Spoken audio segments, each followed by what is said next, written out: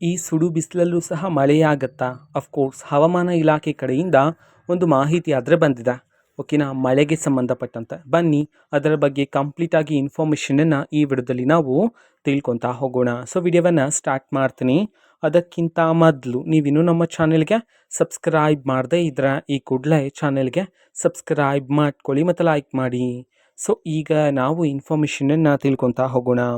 So ಹೌದು, ಈಗ ಹವಾಮಾನ ಇಲಾಖೆ ಕಡೆಯಿಂದನೇ ಒಂದು ಮಹತ್ವದ ಮಾಹಿತಿಯನ್ನೇ ತಿಳಿಸಿರ್ತಕ್ಕಂಥದ್ದು. ಅದು ಏನಂತಂದರೆ, ಇದೇ ತಿಂಗಳಲ್ಲಿ ಅಂತಂದರೆ ಮಾರ್ಚ್ ತಿಂಗಳಲ್ಲಿ ಸ್ವಲ್ಪ ಮಟ್ಟಿಗೆ, ಓಕೆನಾ, ಸೊ ಸ್ವಲ್ಪ ಮಟ್ಟಿಗೆ ಮಳೆಯಾಗ್ತಕ್ಕಂತಹ ಚಾನ್ಸಸ್ ಇದೆ ಅಂತ ಹೇಳಿ ಮಾಹಿತಿಯನ್ನು ತಿಳಿಸಿರ್ತಕ್ಕಂಥದ್ದು. ಇತ್ತೀಚಿನ ದಿನದಲ್ಲಿ ಬಿಸಿಲಂತೂ ತುಂಬಾ ಇದೆ.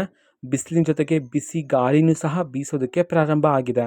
ಇದರ ನಿಟ್ಟಿನಲ್ಲಿ ಇದೀಗ ಹವಾಮಾನ ಇಲಾಖೆ ಕಡೆಯಿಂದ ತಿಳಿಸಿರ್ತಕ್ಕಂತಹ ಮಾಹಿತಿ ಬಂದ್ಬಿಟ್ಟು, ಕರ್ನಾಟಕದಲ್ಲಿ ಕೆಲವು ಕಡೆ ಮಳೆಯಾಗ್ತಕ್ಕಂಥ ಚಾನ್ಸಸ್ ಇದೆ, ಅದು ಸಹ ಇದೇ ಮಾರ್ಚ್ ತಿಂಗಳಲ್ಲಿ ಅಂತ ಹೇಳಿ ಮಾಹಿತಿ ಆದರೆ ಬಂದಿರತಕ್ಕಂಥದ್ದು.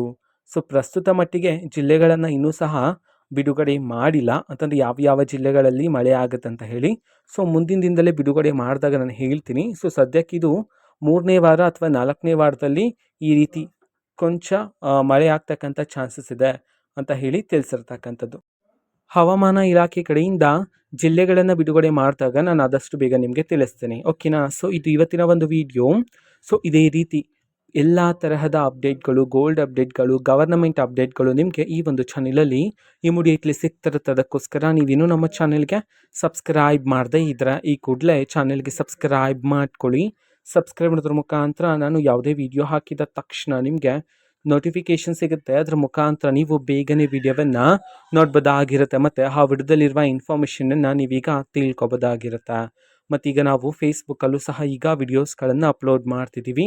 ಫೇಸ್ಬುಕ್ ಚಾನೆಲ್ ಲಿಂಕನ್ನು ಡಿಸ್ಕ್ರಿಪ್ಷನ್ ಬಾಕ್ಸಲ್ಲಿ ಕೊಟ್ಟಿರ್ತೀನಿ, ಕ್ಲಿಕ್ ಮಾಡಿಬಿಟ್ಟು ಫಾಲೋ ಮಾಡಿ, ಓಕೆನಾ. So thank you, bye.